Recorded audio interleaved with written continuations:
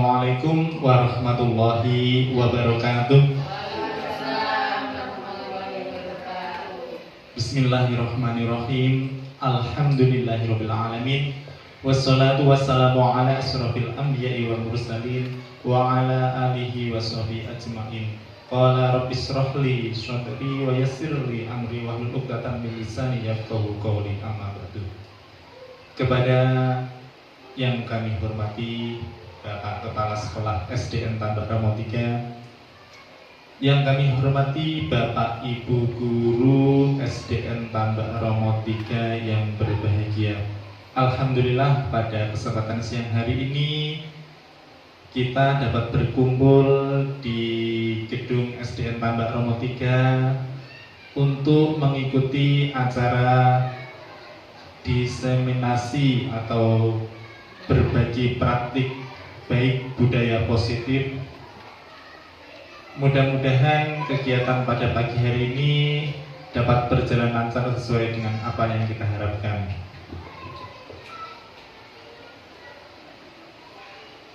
Kedua kalinya sholawat beserta salam semoga tetap terlimpahkan kepada junjungan kita Nabiullah Muhammad SAW yang selalu kita nantikan syafaatnya nanti di yaumul qiyamah. Amin Allahumma amin. Bapak Ibu Guru yang kami hormati, sebelum acara ini dimulai, marilah kita buka dengan bacaan basmalah bersama-sama.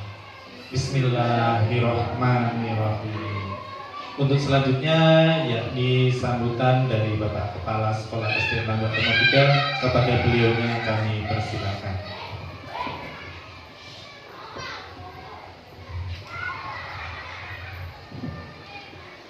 Terima kasih.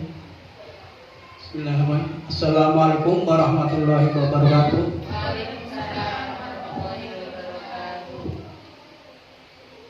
Bapak Ibu Guru SDN Tambak Ramo 3 yang saya hormati,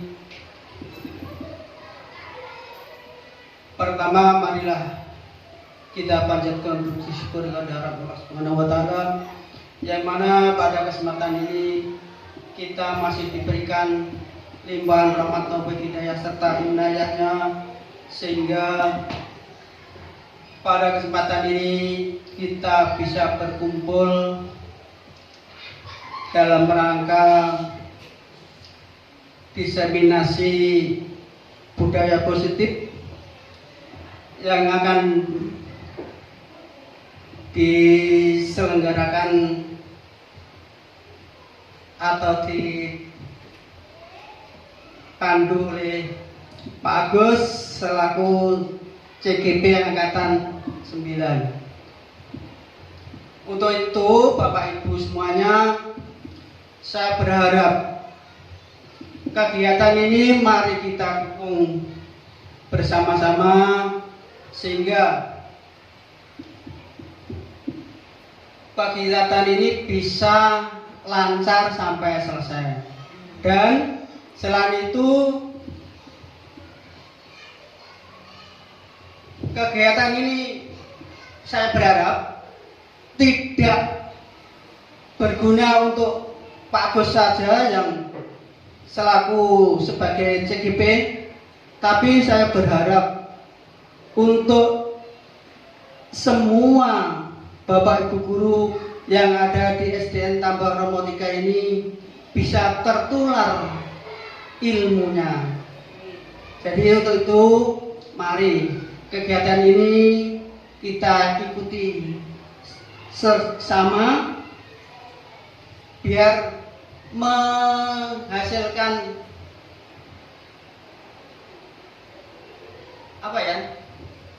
biar membawa hasil yang positif. Saya kira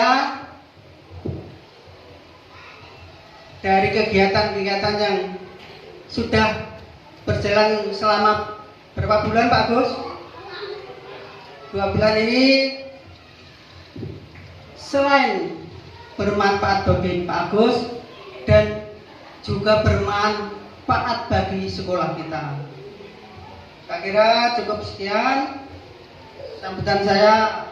Apabila ada kata yang kurang berkenan dari Bapak Ibu semuanya, saya mohon maaf yang sebesar-besarnya. Dan mari kita ikuti diseminasi budaya positif untuk pagi hari ini. Cukup sekian. Assalamualaikum warahmatullahi wabarakatuh.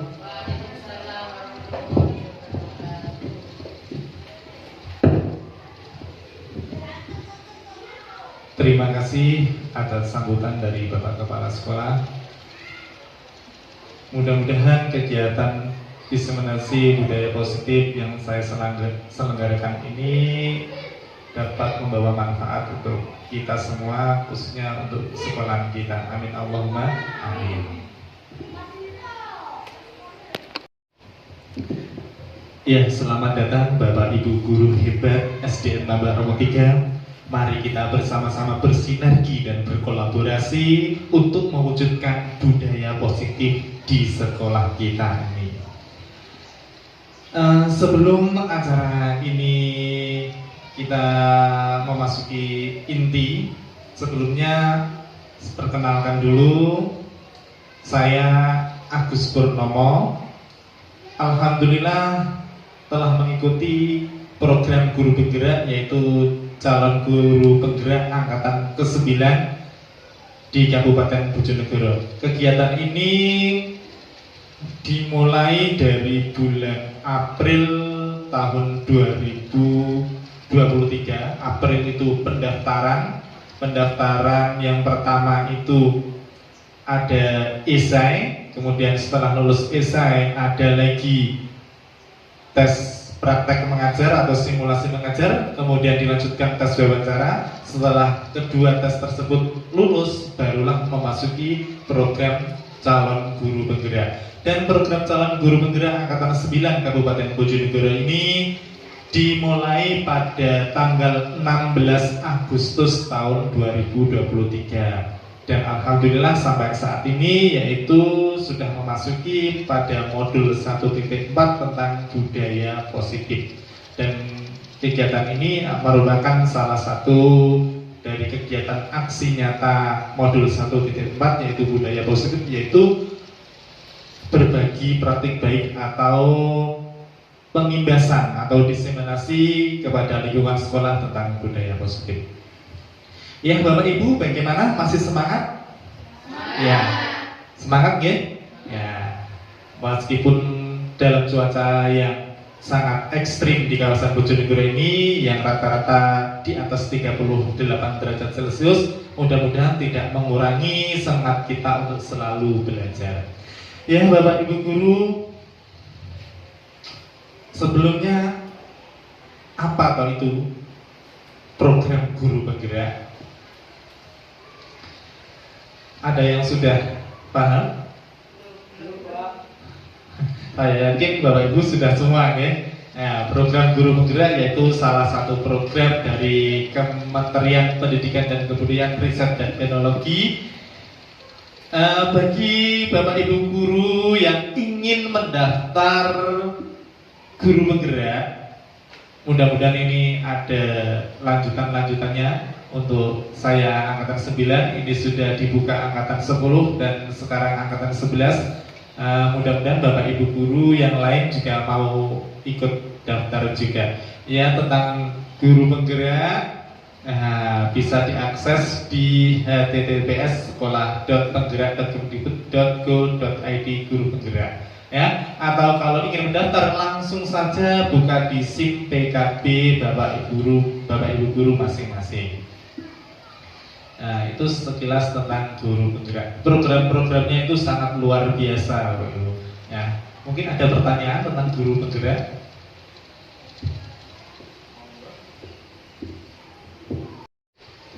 Ya, Bapak Ibu guru, ada pertanyaan tentang program guru penggerak ini? Oke, silakan Bu Eni. Apa yang perlu dipersiapkan untuk mendaftar sebagai guru penggerak calon guru penggerak? Cukup Bu Eni? Iya. Apa yang perlu dipersiapkan untuk daftar atau untuk mengikuti program guru penggerak? Yang perlu disiapkan adalah mental, jiwa, dan raga, dan siap untuk belajar. Itu saja yang perlu disiapkan. Intinya kemauan hati dulu, kemauan hati untuk bergerak mengikuti kegiatan program guru penggerak tersebut.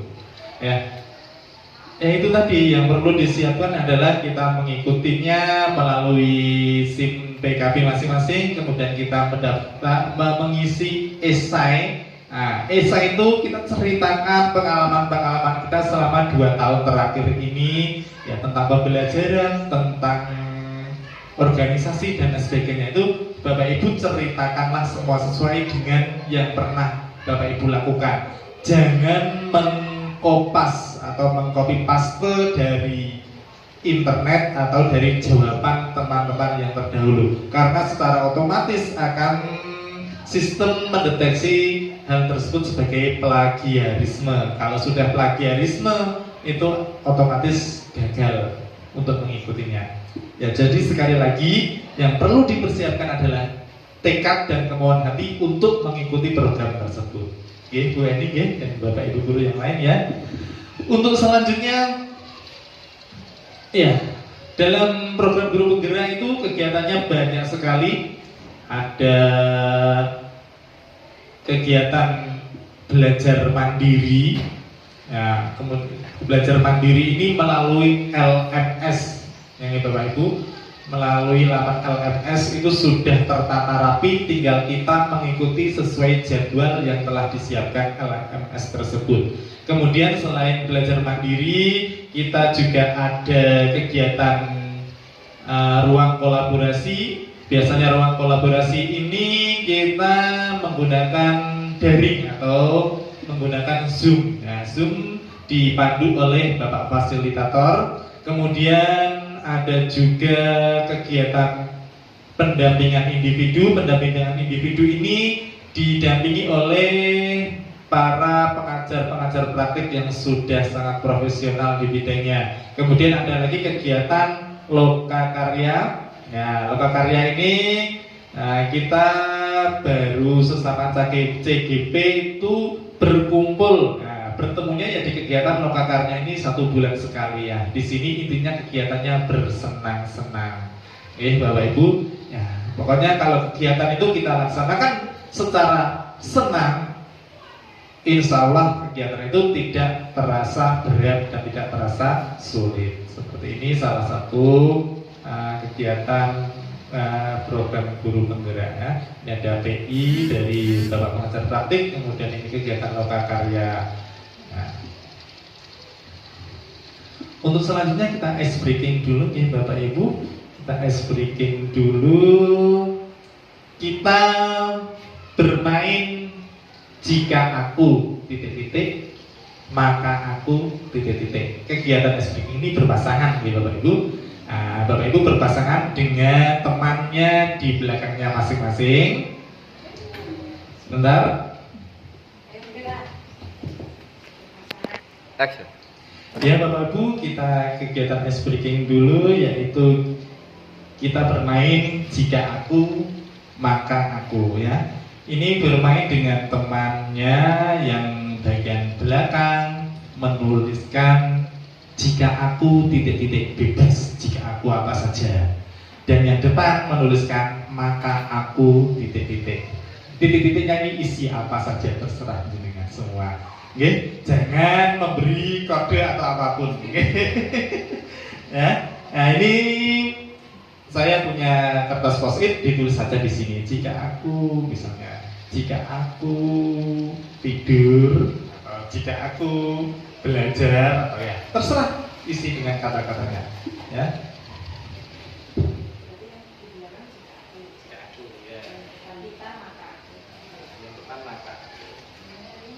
Gak usah lirik-lirik temannya ya.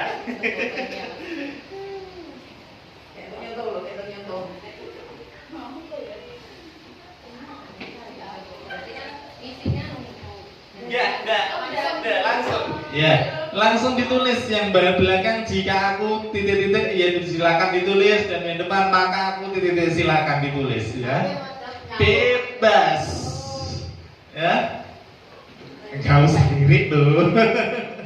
Ya, kita ice breaking saja, kalau itu kita mencairkan suasana saja.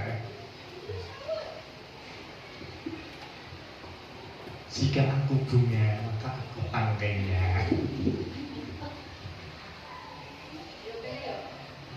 Sudah, Bapak Ibu?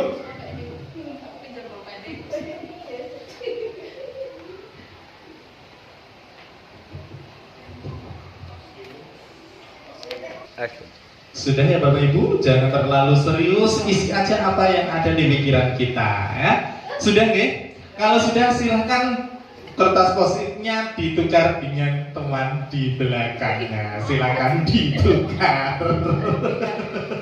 Sudah? Ya. Kira-kira apa ya? Iya. Silakan. Monggo Bapak, ini dibaca nggih. Yang saya baca ini yang saya pegang. Ya, dipegang ya. Jika aku jujur, maka aku sebagai pemecah masalah. Oh, nyambung ya. Ya, masih nyambung ya ini ya. Jika aku jujur maka aku sebagai pemecah masalah. Nyambung chemistry-nya ini nyambung sekali ya. Oke, Bu. Jika aku buah, Jika aku buah, maka aku menanti. maka aku menantimu. Ya pasti nyambung tuh ya. Jika berbuah misalnya mangganya berbuah, ya panen kan menanti ya, masih nyambung juga. Ya ini Bu. Jika aku sukses, Maka aku bahagia. Wah. Ya ini nyambung sekali.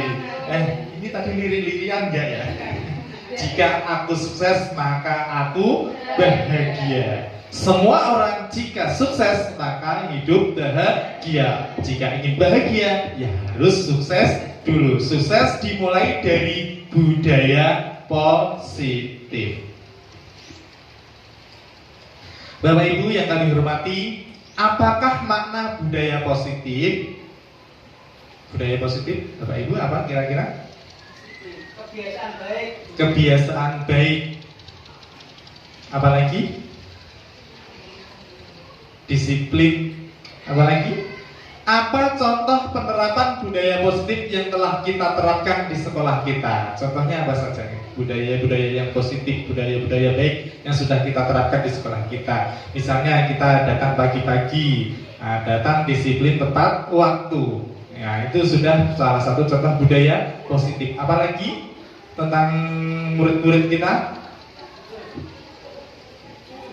Kejujuran. Kemudian Setiap hari Senin setelah upacara dengan bersalaman sama Bapak. Oh iya, budaya 5S ya itu ya berarti salam, sapa, salim, senyum, apa ya?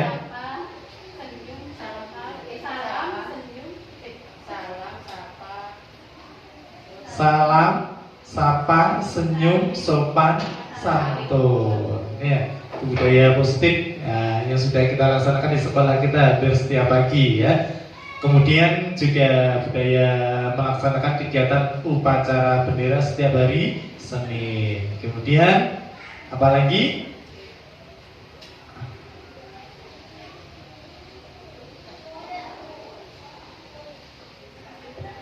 Tiga.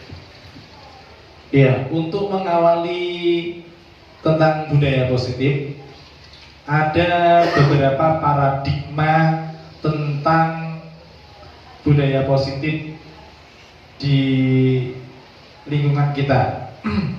Salah satu contoh paradigma yang perlu kita rubah sesuai dengan pemikiran filosofi pendidikan Ki Hajar Dewantara. Yang pertama, murid itu bukan tabula rasa. Selama ini kita menganggap bagaimana murid itu? Kita menganggap murid adalah diibaratkan sebuah kertas kosong, kemudian masuk ke sekolah, tinggal bagaimana tinta kita menulis dalam kertas kosong tersebut. Gini Bapak Ibu, ya selama ini kita berpikiran seperti itu, bahwa murid adalah kertas kosong. Nah, entah itu mau ditulis A, ditulis B, digambar atau diapa, itu terserah kita. Itu paradigma kita semua. Tetapi menurut filosofi pendidikan Ki Hajar Dewantara, murid bukanlah sebuah tabula rasa. Jadi murid itu ibarat sudah tergambar semuanya pada kertas tersebut, masih remang-remang, tinggal kita guru untuk menuntunnya, menebalkan garis-garis tersebut. Yang baik kita tebalkan, yang kurang baik kita hilangkan. Kemudian yang kedua, semua anak terlahir dengan bakatnya masing-masing. Nah, anak itu pasti mempunyai bakatnya masing-masing. Jadi kita tidak boleh menyamaratakan tentang anak tersebut. Yang ketiga yaitu budi pekerti. Nah, budi pekerti ini adalah bahasanya apa ya Bapak Ibu? Karakter, ya. 3. Iya, anak-anak itu harus mempunyai budi pekerti. Jadi budi pekerti itu tercipta dari olah cipta, olah rasa, olah karsa, sehingga menimbulkan tenaga. Kemudian tugas dari Bapak Ibu guru yaitu menuntun bakat tersebut agar anak tumbuh dengan selamat dan bahagia.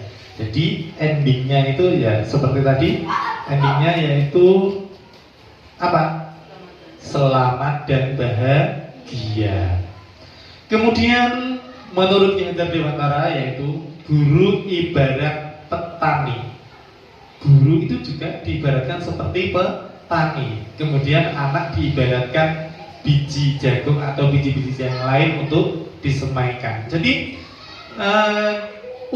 sebagai petani kita juga harus mengalami proses yang bermacam-macam, ya. Misalnya kita mau menanam biji jagung, sebelum ditanam harus diapakan dulu, harus tanahnya dibajak, dicangkul, kemudian setelah itu ditanami, setelah tanam dipupuk, disiram dan lain sebagainya. Nah, anak-anak didik kita, murid kita itu ibaratnya biji jagung, ya. Biji jagung itu kita semaikan. Kalau biji jagungnya itu bibit yang unggul, berarti kan para petani ini tinggal memupuk, merawat dan sebagainya sudah akan menjadi tanam tumbuhan jagung yang baik, yang sehat.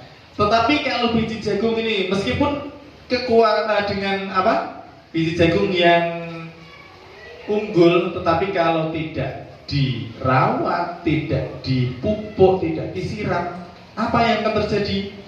Nah, lama-lama tumbuhnya jagung tersebut juga bukan lagi kualitas unggul, nah, mungkin tidak bisa berbuah dan lain sebagainya tadi, ya. Nah, jadi bagaimana kita sebagai pendidik itu harus bisa melayani atau merawat, membuat murid kita itu mampu menebalkan apa yang sudah ditakdirkan yang baik-baik tadi. Kemudian di dalam pembelajaran anak itu harus sesuai dengan kodrat alam dan kodrat zamannya. Jadi kodrat alam itu ya alam di sekitarnya anak tersebut. Misalnya anak tersebut terlahir di suatu pedesaan atau di perkotaan, jadi ya harus mengikuti budaya atau sosiokultural di masyarakat tersebut. Kemudian sesuai dengan kodrat zamannya harus mampu menjawab perkembangan zaman yang semakin lama semakin maju besar. Dan yang menjadi tujuan utama pendidikan itu pembelajaran harus berpihak pada anak atau berpihak pada murid.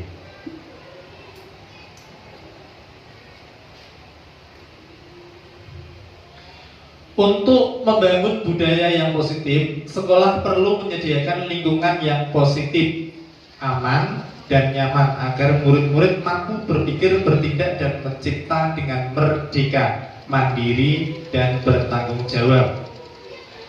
Ya, lazimnya disiplin dikaitkan dengan kontrol, dalam hal ini yakni kontrol guru dalam menghadapi murid.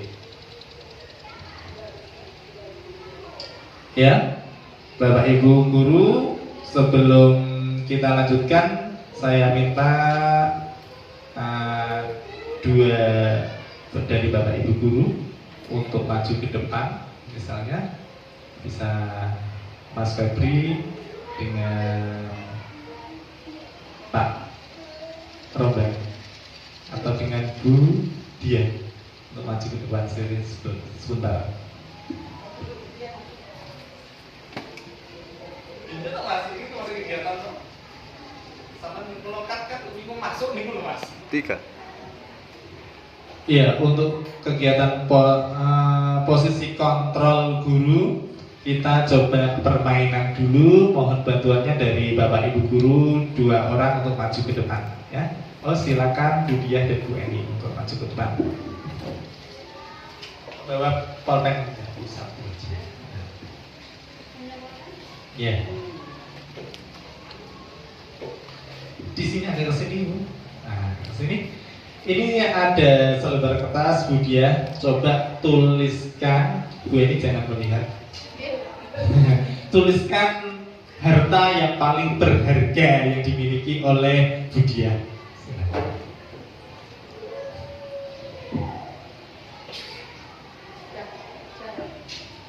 Iya, kemudian silahkan genggam kertas tersebut rapat-rapat.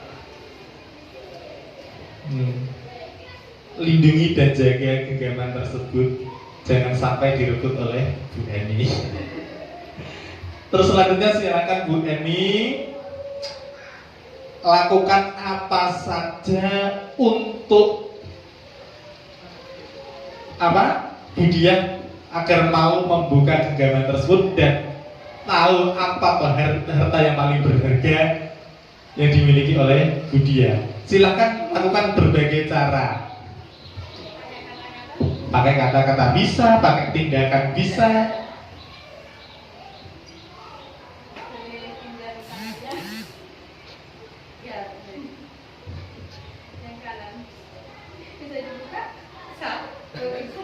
Oh, bisa ya, bisa. Silakan dibuka hartanya yang paling berharga oleh yang dimiliki dia apa? Anak. Harta yang paling berharga yang dimiliki dia anak-anak kok diambil di jalur Bu Eni kok oleh tubuh. Ya, sekarang gantian Bu Eni, silakan. Sama seperti tadi, tuliskan harta yang paling berharga yang dimiliki Bu Eni.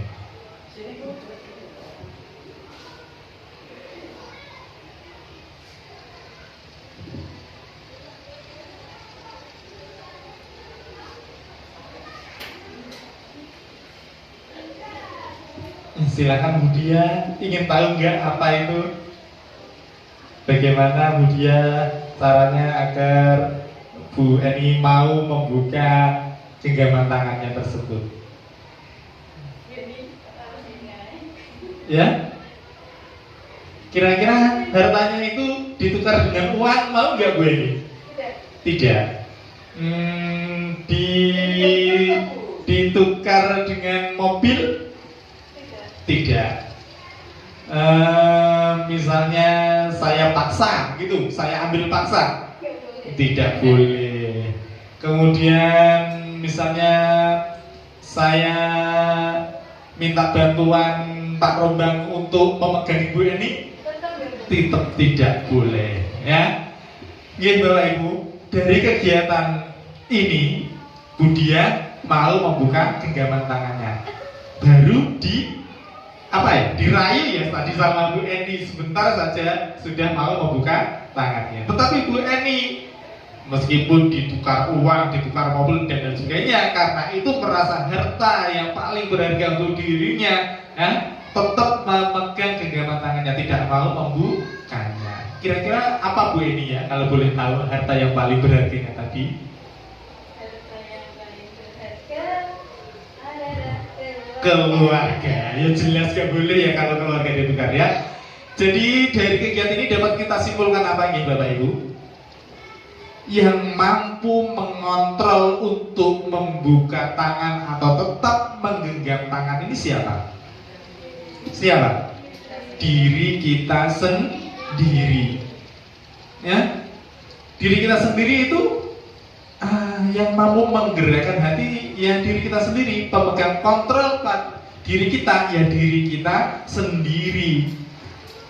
Adalah faktor dari internal masing-masing murid. Begitu juga kalau kita diimplementasikan dalam sekolah misalnya, murid itu mau berbuat sesuatu, mau berbuat apa saja, itu yang mampu menggerakkan adalah murid itu sendiri.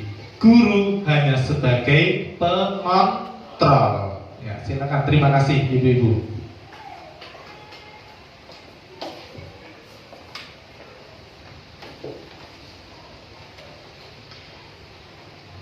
Disiplin positif.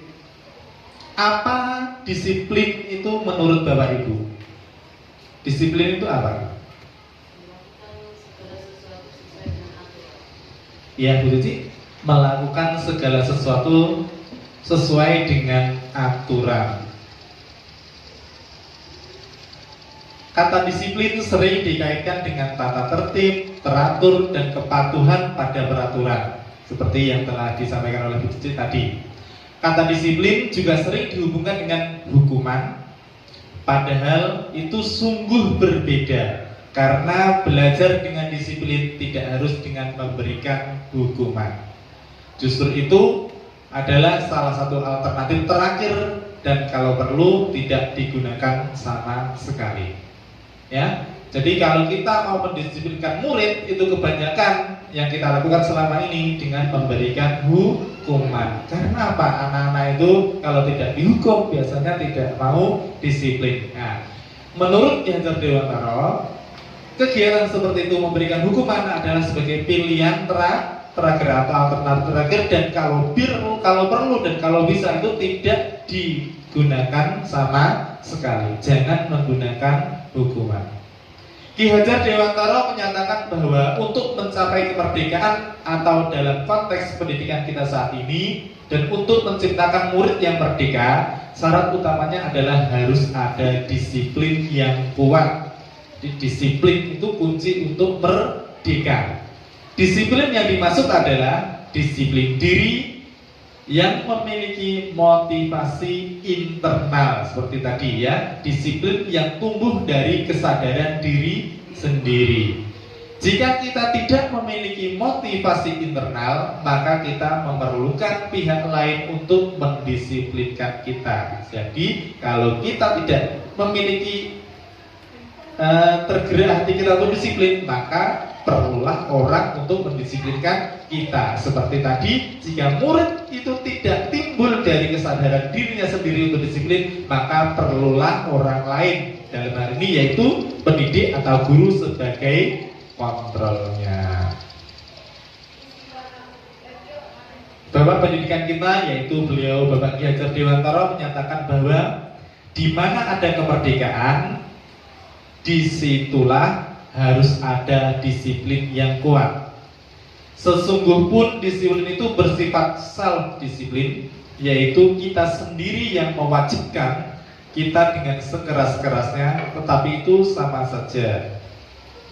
Sebab jikalau kita tidak cakap melakukan self-disiplin, wajiblah penguasa lain mendisiplinkan diri kita. Jadi dari perkataan sini dapat kita ambil kesimpulan bahwa jika murid-murid belum melaksanakan disiplin dari dirinya sendiri, maka kita boleh mendisiplinkan atau penguasa lain mendisiplinkan kita. Berarti kan guru boleh mendisiplinkan murid tersebut, tetapi seperti tadi tidak menggunakan hukuman.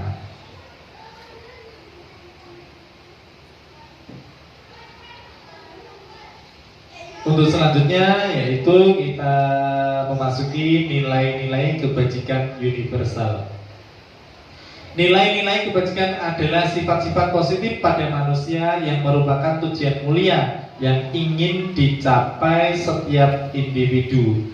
Nilai-nilai tersebut bersifat universal dan lintas bahasa, suku, bangsa, agama maupun latar belakang. Apa saja yang termasuk dalam nilai kebajikan universal? Setiap perilaku atau perbuatan memiliki suatu tujuan. Dengan mengaitkan nilai-nilai kebajikan yang diyakini seseorang, maka motivasi intrinsiknya akan terbangun, sehingga menggerakkan motivasi dari dalam untuk dapat mencapai tujuan mulia yang diinginkan.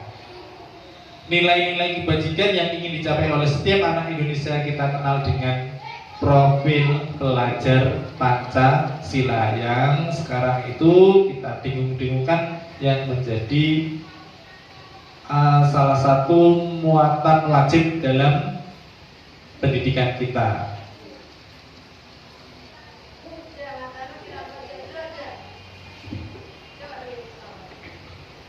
Teori motivasi perilaku,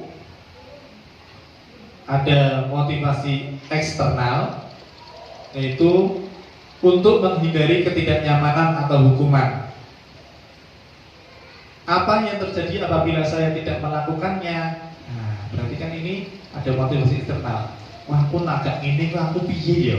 Aku dihukum apa ya? Nah, berarti itu masih dari motivasi eksternal. Kemudian untuk mendapatkan imbalan. Nah, aku teh budal isu kok ben dilep Pak Guru. Aku ape ngerjakan PR lah kok ben oleh hadiah. Itu juga masih motivasi eksternal. Jadi untuk mendapatkan imbalan dari orang lain. Kemudian motivasi internal, yaitu untuk menghargai diri sendiri. Saya akan menjadi orang yang seperti apa jika saya tidak melakukannya. Nah, aku gak melakukan ini, kira-kira apa yang terjadi pada diri saya sendiri. Dan itu kan motivasinya dari diri sendiri. Termasuk motivasi manakah? Menurut Anda, dari ketiga jenis motivasi yang disebutkan pada pertanyaan sebelumnya, motivasi manakah saat ini yang paling banyak mendasari perilaku murid-murid di sekitar panjenengan semua? Kira-kira murid-murid kita itu melaksanakan disiplin itu berdasarkan motivasi yang mana? Ya, eksternal gitu Ibu ya. Eksternalnya yang mana ya Bapak Ibu? Yang ingin mendapatkan imbalan, yang pertama menghindari hukuman. Mengapa kok bisa seperti itu? Ya mungkin anak-anak ada rasa takut. Iya, ada rasa takut. Berarti kalau sudah tidak takut, ya tidak melakukan disiplin lagi, gitu ya.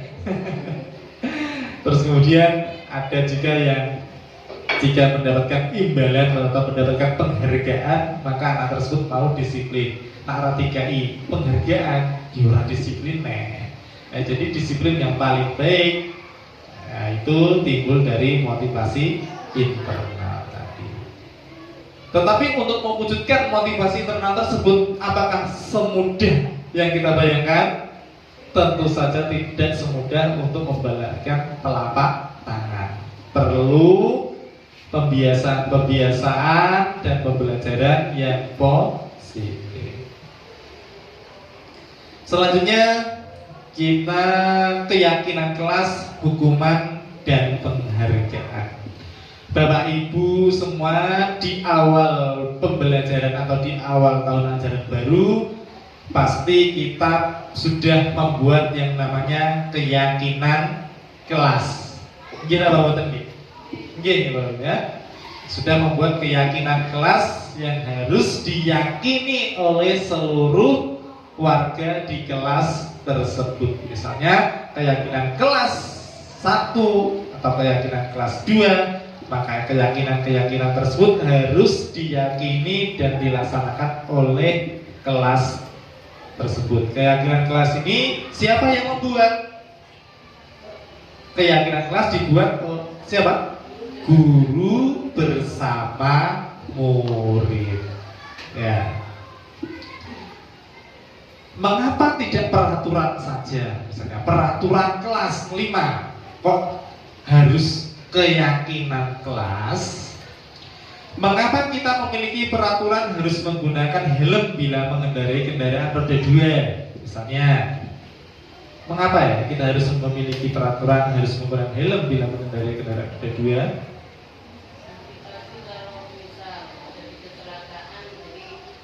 Iya, antisipasi.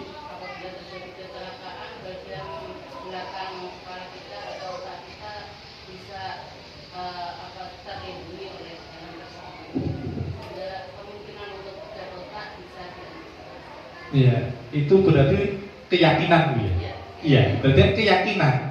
Dengan Bu Cici memiliki keyakinan tersebut, maka setiap naik sepeda motor selalu menggunakan helm. Beda lagi kalau peraturan, jika tidak menggunakan helm maka didenda 50.000. Itu peraturan. Nah, itu bedanya peraturan dan keyakinan.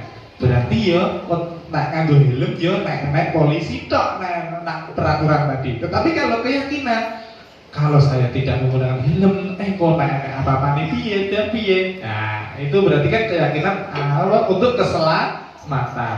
Dengan keyakinan tersebut, maka kita secara sadar muncul dari motivasi diri kita sendiri, maka menggunakan helm. Yang kedua, mengapa kita memiliki peraturan 3M? Pas waktu kemarin kita sedang dilanda pandemi, menggunakan masker, mencuci tangan, dan menjaga jarak minimal 1,5 meter. Mengapa? Ya, agar kita tidak terpapar COVID. Itu kan berarti keyakinan gitu ya. Dengan kita menggunakan mematuhi 3M, berarti kan kita akan selamat.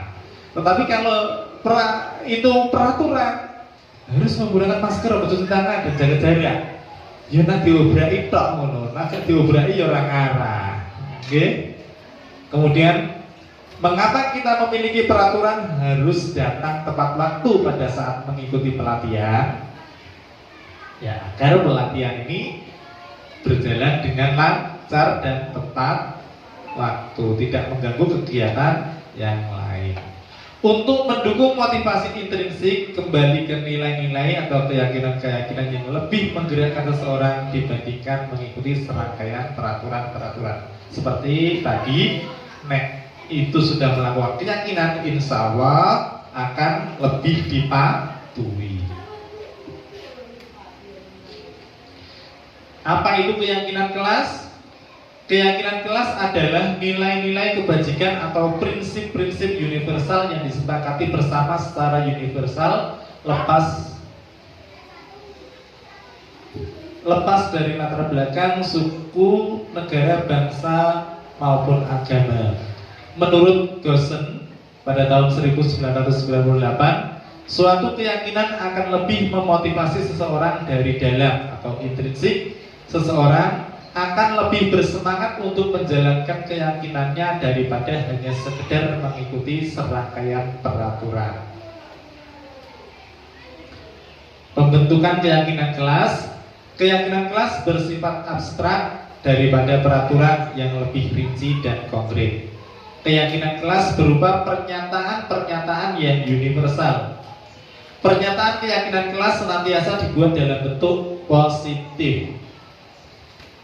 Keyakinan kelas hendaknya tidak terlalu banyak hingga mudah diingat dan dipahami. Selanjutnya, semua warga kelas sebaiknya ikut berkontribusi dalam membuat kegiatan lewat curah pendapat dan bersedia meninjau kembali keyakinan kelas dari waktu ke waktu. Ya. Ini salah satu cara pembentukan keyakinan kelas. Jadi yang pertama itu bersifat abstrak daripada peraturan yang lebih rinci dan konkret. Kemudian berupa pernyataan-pernyataan yang universal, yang umum. Kemudian pernyataan keyakinan kelas senantiasa dibuat dalam bentuk yang positif. Maksudnya yang positif itu kalimat-kalimat positif. Berarti misalnya saya bisa, ya, seperti itu. Berarti menghindari kata-kata tidak boleh, menghindari kata-kata negatif, tidak boleh. Misalnya tidak boleh telat, berarti diganti ya saya bisa tepat waktu. Kemudian misalnya tidak boleh memakai perhiasan yang berlebihan. Nah, kan tidak boleh, berarti kan ada kata-kata negatif, berarti diganti memakai seragam sesuai peraturan sekolah. Nah, kemudian keyakinan kelas sebenarnya tidak terlalu banyak, gak perlu sih tata tertib kelas, bukan. Bocah-bocah tambah tidak ingat sehingga tidak meyakini hal tersebut. Cukup beberapa saja sehingga anak-anak itu mudah mengingatnya. Kemudian semua warga kelas sebaiknya ikut berkontribusi. Jadi keyakinan kelas itu dibuat berdasarkan pendapat dari semua warga kelas tersebut, yaitu ada guru dan murid-murid dalam kelas tersebut. Kemudian bersedia meninjau kembali keyakinan kelas dari waktu ke waktu. Ya, keyakinan kelas itu tidak bersifat mutlak, jadi dalam beberapa waktu bisa ditinjau kembali. Mungkin bisa ditambah atau mungkin bisa dikurangi atau direvisi.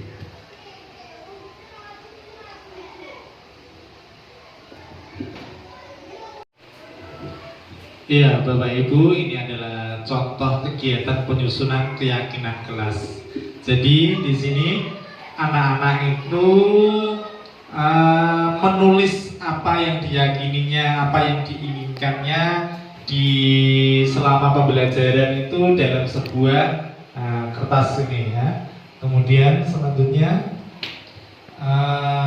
kertas-kertas ini atas bantuan dari Bapak Ibu guru kemudian ingin dikumpulkan atau ditempelkan pada papan tulis. Kemudian dari pendapat-pendapat dari murid-murid ini dan dipandu oleh gurunya sehingga menjadi keyakinan kelas. Ya, Bapak Ibu guru, selama ini kita itu seringnya dihukum oleh penghargaan. Seorang ilmuwan Al-Fiqh mengemukakan baik penghargaan maupun hukuman adalah cara-cara mengontrol perilaku seseorang yang menghancurkan potensi untuk pembelajaran yang sesungguhnya.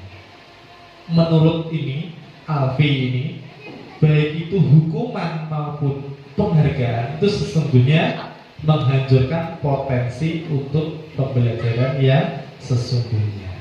Padahal selama ini kita sering ya menghukum dan memberikan penghargaan. Siapa yang nilainya paling bagus kita kasih penghargaan. Siapa yang tidak bisa mengerjakan atau tidak mematuhi peraturan kita memberikan hukuman. Tetapi menurut beliaunya ini, menurut Al-Fiqh, bahwa baik penghargaan maupun hukuman adalah cara mengontrol perilaku seseorang yang dapat menghancurkan potensi untuk pembelajaran yang sesungguhnya. Ada pengaruh jangka pendek dan jangka panjangnya. Pengaruh jangka pendeknya, jika kita memberikan hukuman, saat itu anak akan mau mengikuti apa yang kita arahkan. Tetapi jangka panjangnya timbul apa kalau dihukum? Nah, timbul rasa benci, timbul rasa dendam. Bahkan itu tidak hanya di sekolah saja, bahkan itu diingat sampai nanti dewasa. Aku loh tahu dihukum karo Pak Kaya, ditepuk sikilku. Itu jangka pendek, ada pengaruhnya jangka pendek dan jangka panjang. Kemudian penghargaan mengurangi ketepatan. Penghargaan tidak efektif. Penghargaan itu merusak hubungan. Kok bisa ya penghargaan merusak hubungan? Bisa juga nanti anak yang dikasih penghargaan akan merasa bangga, terus anak yang tidak dikasih penghargaan akan merasa minder, dan akhirnya terjadi kesenjangan. Nah, jadi bisa merusak hubungan. Penghargaan menurunkan kualitas. Maksudnya gimana? Nah, akan turun kualitasnya. Jika anak mampu sesuatu diberi penghargaan, besoknya lagi kalau tidak diberi penghargaan, maka anak tersebut tidak mau melakukan hal yang sama seperti tadi, sehingga anak tersebut akan mandek potensinya. Jadi tidak kualitasnya lama kelamaan akan menurun. Penghargaan juga mematikan kreativitas. Jadi semata-mata anak tersebut mau melakukan sesuatu hanya karena penghargaan. Penghargaan mengurangi motivasi intrinsik. Nah, motivasi intrinsik tadi yang timbul dari diri sendiri itu lama-lama akan terkikis. Nah, lama-lama akan hanya mencari penghargaan. Sekarang ini ada tindakan guru. Ini masuk yang mana ya?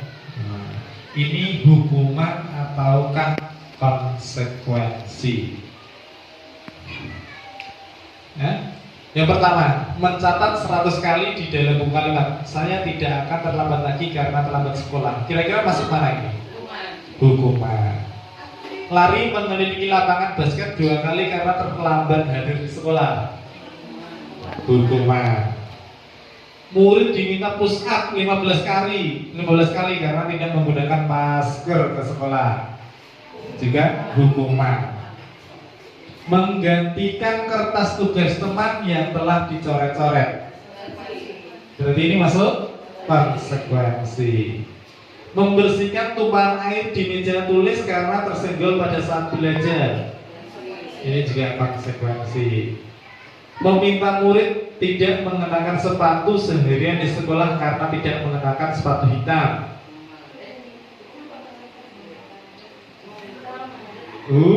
Hukuman atau konsekuensi?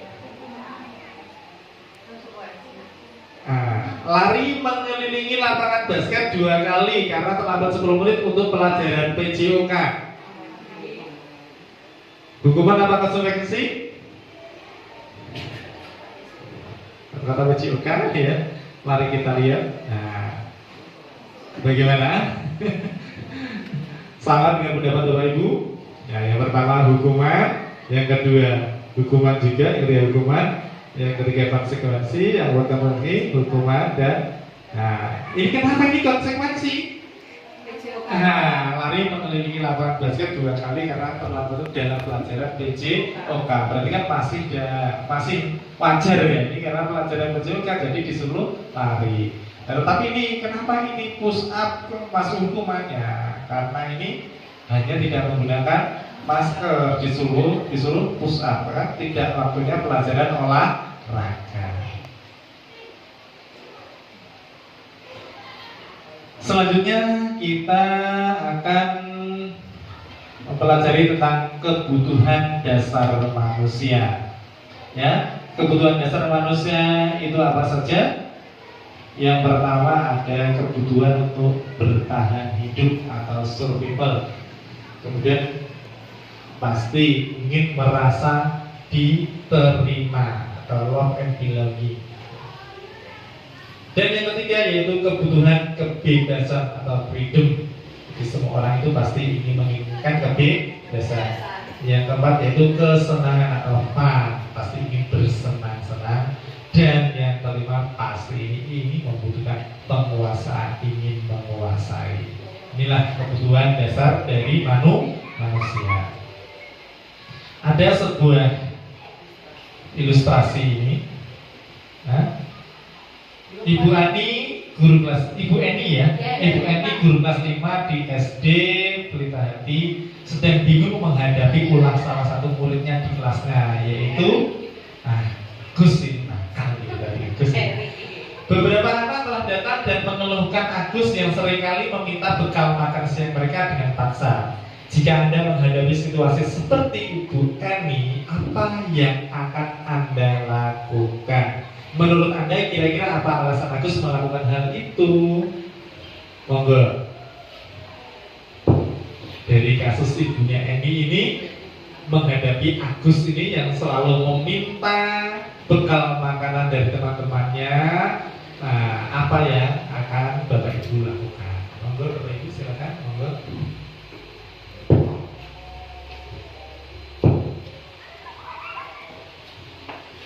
Sesuai dengan ilustrasi yang ada di depan itu, jadi menurut saya yang akan saya lakukan jika menemui hal yang seperti Bu Adi tadi, yang pertama adalah cross check.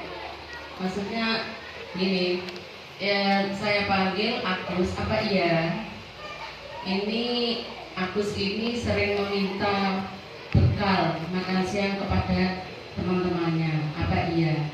Kemudian setelah itu, setelah saya cross check, kalau memang benar, ya kalau memang benar Agus ini mengakui bahwa dia sering meminta makan siang kepada teman-teman mereka, kemudian saya akan bertanya mengapa hal itu dilakukan. Kemudian setelah si Agus ini memberikan alasan-alasan yang mungkin yang bisa diterima, kemudian saya akan memberikan solusi bagaimana bagaimana Agus ini untuk kedepannya tidak meminta makanan kepada teman-temannya, kemudian memberitahu kepada teman-teman yang lain jika memang keadaan Agus memungkinkan mereka untuk meminta makan bekal siang tersebut. Anak-anak yang lain saya suruh berempati, dengan kata lain mereka belajar untuk bertoleransi, itu Pak.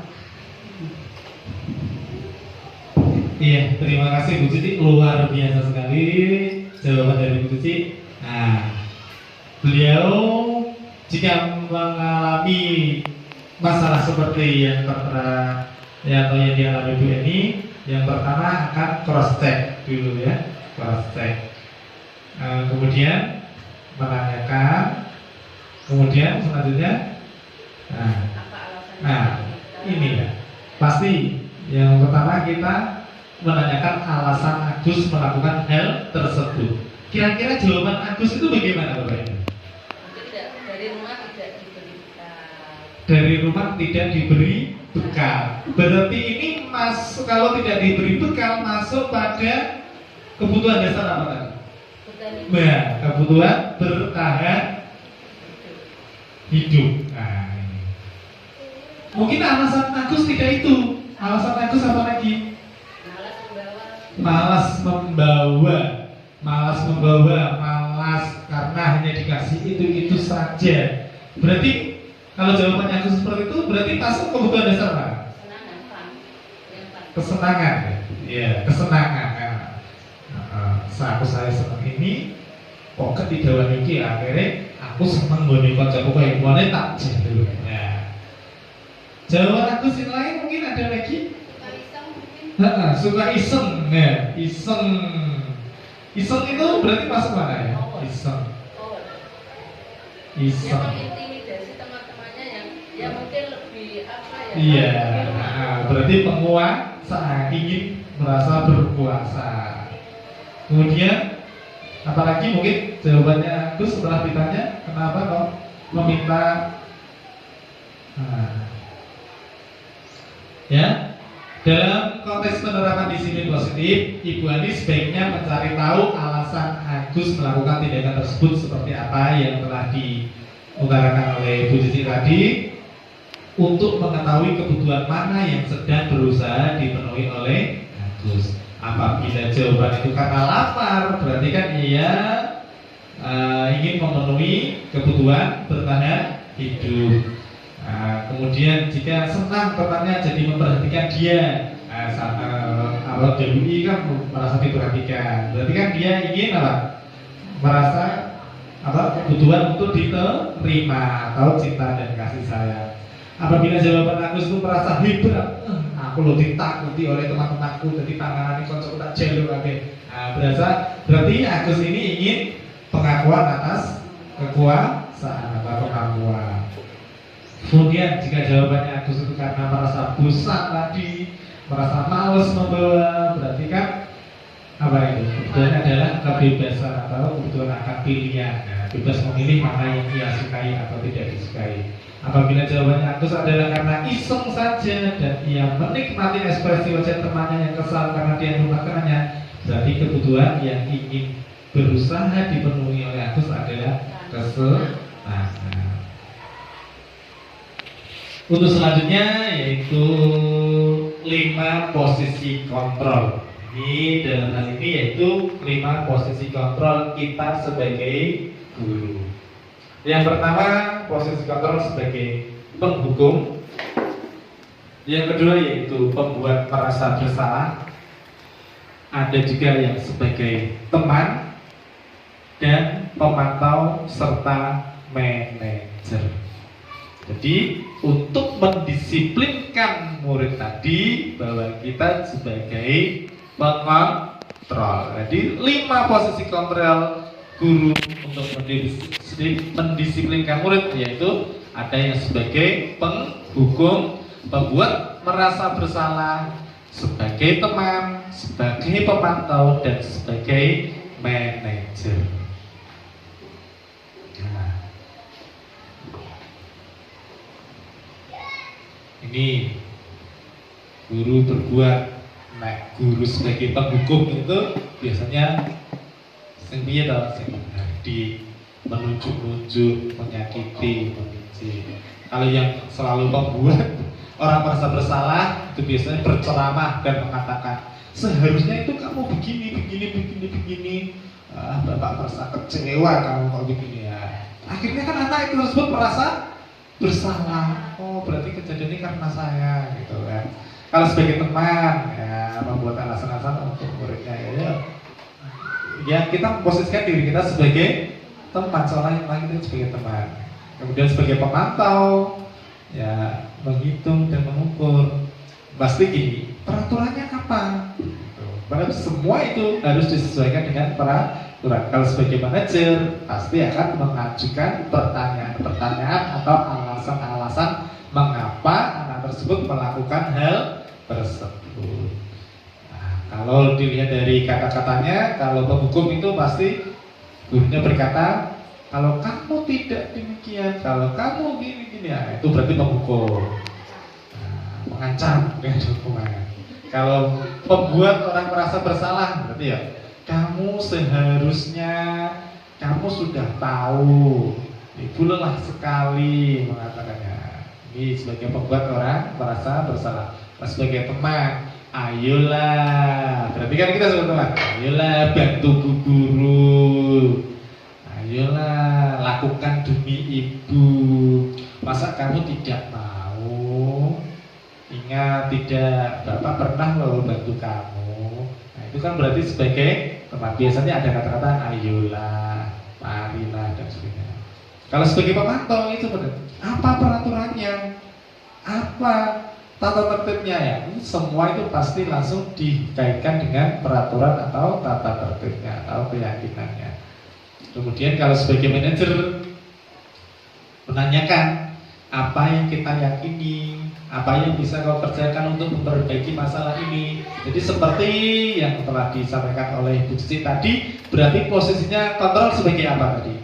Maksud sebagai manajer, kan meng-cross check dulu, kemudian menanyakan alasan-alasannya, dan kemudian menguatkan pribadinya, jika empati tadi ya.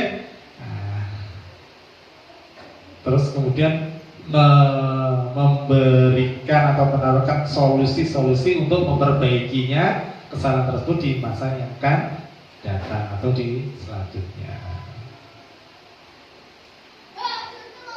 Di 5 posisi kontrol, seorang penghukum bisa menggunakan hukuman fisik maupun verbal.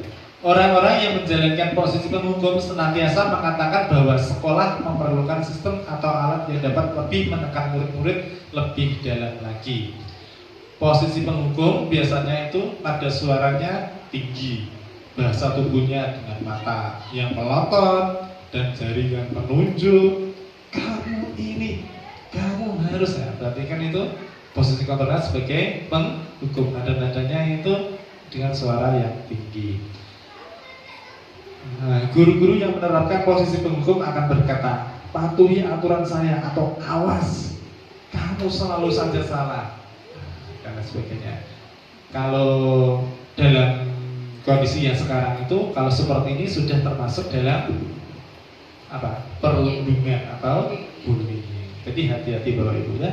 Berusaha kita seperti yang awal-awal tadi, hukuman adalah alternatif terakhir, atau kalau bisa tidak kita lakukan sama sekali.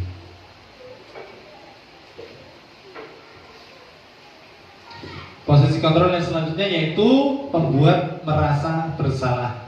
Biasanya guru akan bersuara lebih lembut daripada yang penghukum tadi. Pembuat rasa bersalah akan menggunakan keheningan yang membuat orang lain merasa tidak nyaman, bersalah atau rendah diri. Kata-kata yang keluar dengan lembut akan seperti, ibu sangat kecewa sekali dengan kamu.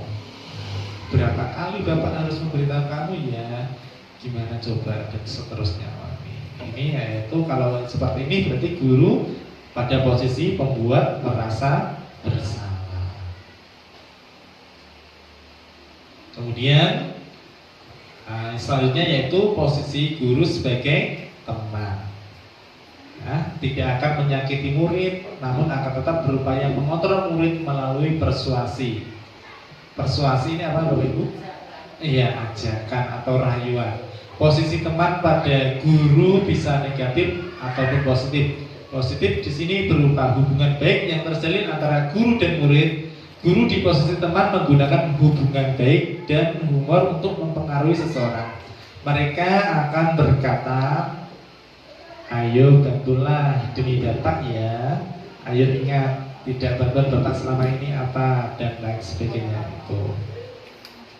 Posisi kontrol yang selanjutnya yaitu sebagai pemantau. Berarti mengawasi. Pada saat kita mengawasi, kita bertanggung jawab atas perilaku orang-orang yang kita awasi. Posisi pemantau berdasarkan pada peraturan-peraturan dan konsekuensi. Dengan menggunakan sanksi atau konsekuensi, kita dapat memisahkan hubungan pribadi kita dengan murid. Sebagai seorang yang menjalankan posisi pemantau, pertanyaan yang diajukan seorang pemantau biasanya, peraturannya apa? Apa yang telah kamu lakukan? Sanksi atau konsekuensinya apa? Seorang pemantau sangat mengandalkan perhitungan pencatatan data yang dapat digunakan sebagai bukti atas perilaku seseorang. Posisi ini akan menggunakan stiker, selip catatan, daftar cek. Posisi pemantau sendiri berawal dari teori stimulus respon yang menunjukkan tanggung jawab guru dalam mengontrol murid.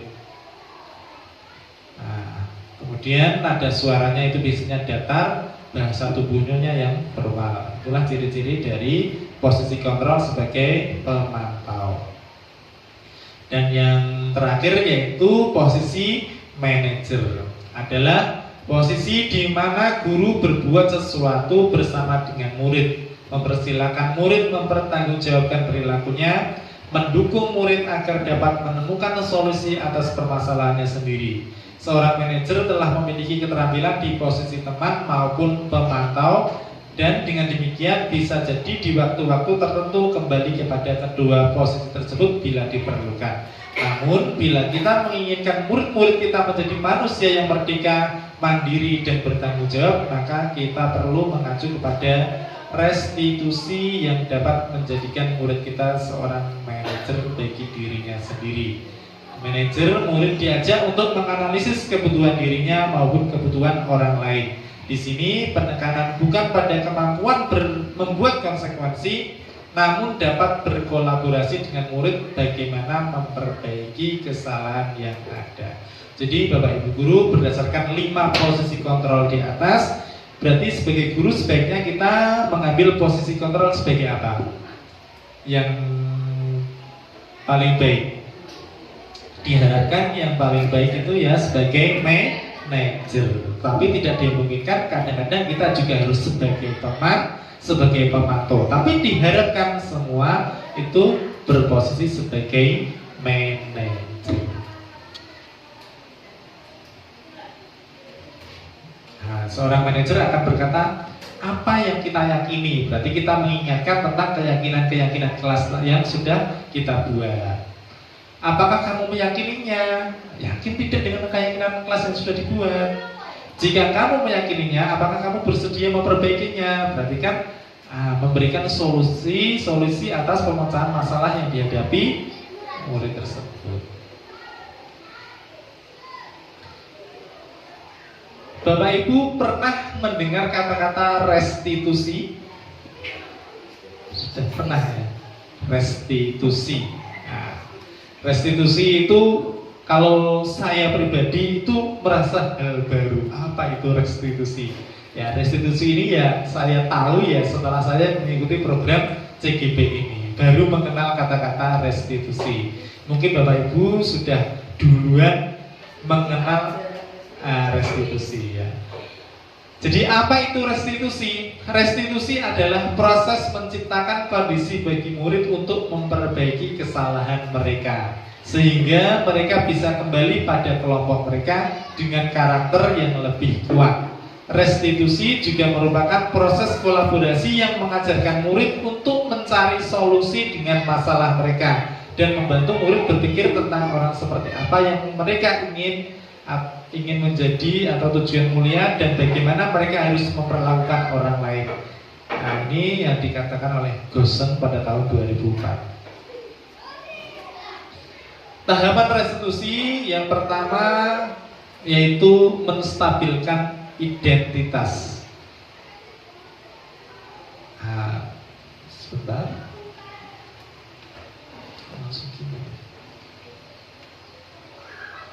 Restitusi yang pertama yaitu menstabilkan identitas. Biasanya guru akan mengatakan hal-hal seperti ini. Berbuat salah itu tidak apa-apa. Tidak ada manusia yang sempurna yang tidak pernah berbuat salah. Saya juga pernah melakukan kesalahan itu. Berarti kan distabilkan dulu identitasnya itu. Yang awalnya anak itu merasa sangat bersalah dengan guru melakukan kata-kata seperti ini, kemungkinan akan timbul untuk untuk kembali menjadi lebih baik, bukan menjadi orang yang bersalah. Bapak Ibu tidak tertarik mencari siapa yang salah, tapi Bapak Ibu ingin mencari solusi dari permasalahan ini. Kamu berhak merasa begitu. Apakah kamu sedang menjadi teman yang baik buat dirimu sendiri? Kata-kata seperti ini masuk dalam tahapan menstabilkan identitas. Untuk tahapan restitusi yang selanjutnya yaitu validasi tindakan yang salah. Biasanya guru akan mengatakan seperti ini. Padahal kamu bisa melakukan yang lebih buruk dari itu ya. Kamu pasti punya alasan mengapa kamu melakukan itu. Kamu pasti bangga pada dirimu sendiri karena kamu telah melindungi sesuatu yang paling penting buatmu. Dan selanjutnya. Dan tahap restitusi yang selanjutnya yaitu menanyakan keyakinan. Apa yang kita percaya sebagai kelas atau keluarga? Apa nilai-nilai umum yang telah kita sepakati? Apa bayangan kita tentang kelas yang ideal dan sebagainya? Ini menanyakan keyakinan. Jadi segitiga restitusi tadi, yang pertama yaitu menstabilkan identitas, yang kedua validasi tindakan yang salah, dan yang ketiga yaitu menanyakan keyakinan. Jadi Bapak Ibu untuk saat sekarang ini untuk menyelesaikan masalah yang berkaitan dengan murid, kita seyogyanya menggunakan ini segitiga restitusi. Yaitu yang pertama tadi validasi tindakan yang salah, kemudian menanyakan keyakinan, yang pertama menstabilkan identitas ya. Menstabilkan identitas, kemudian validasi tindakan yang salah, dan menanyakan keyakinan. Untuk contoh restitusi yang pernah saya lakukan, saya akan memutarkan sebuah video saya tentang restitusi. 3. Ya, Bapak Ibu Guru, ini salah satu contoh pelaksanaan segitiga restitusi yang pernah saya lakukan.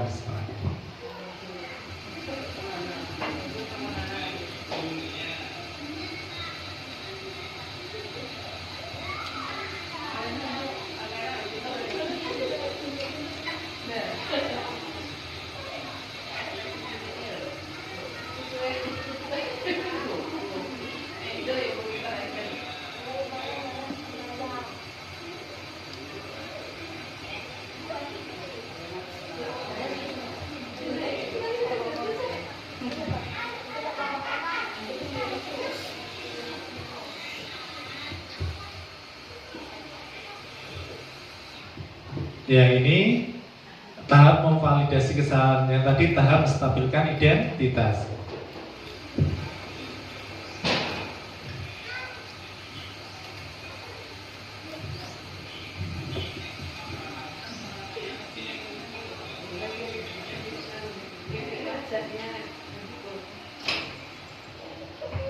Dan ini tahap yang ketiga, yaitu menanyakan keyakinan kelas.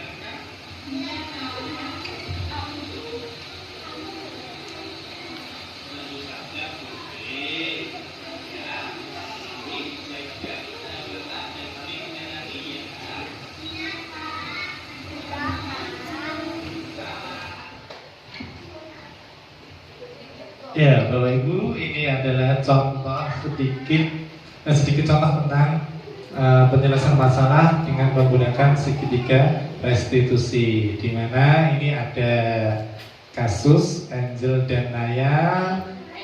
Ya, Angel dan Elena ini sedang terjadi adu mulut karena Alena tidak sengaja merusakkan kotak pensilnya milik Angel. Akhirnya saya berusaha menyelesaikan masalah dengan segitiga restitusi dengan tahapan yang pertama menstabilkan identitas. Saya menanyakan alasannya dan memberikan penguatan bahwa melakukan kesalahan itu hal yang wajar, tetapi harus diperbaiki dan seterusnya. Dan memvalidasi tindakan yang salah, mana tindakan-tindakan yang salahnya tadi. Dan yang ketiga, menanyakan keyakinan yang telah disepakati di kelas, dan kemudian mencari atau menawarkan solusi untuk memperbaiki masalah tersebut.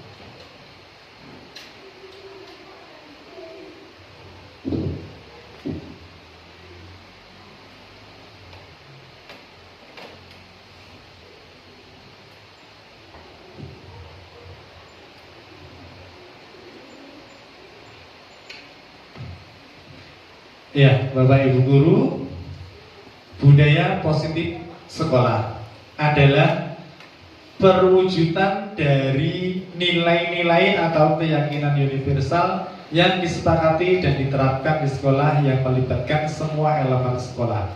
Budaya positif terbentuk dari kebiasaan-kebiasaan positif dalam mewujudkan disiplin positif yang bertumbuh dari sebuah keyakinan coras. Demikian Bapak Ibu Guru, kegiatan diseminasi pada hari ini. Semoga sesi berbagi atau sharing pendapat kali ini membawa manfaat untuk kita semua dan mampu memotivasi diri kita untuk melakukan perubahan yang lebih baik. Bapak Ibu yang kami hormati, terima kasih kami ucapkan karena telah meluangkan waktu, meluangkan tenaga dan pikiran, jiwa dan raganya untuk mengikuti kegiatan diseminasi pada pagi hari ini.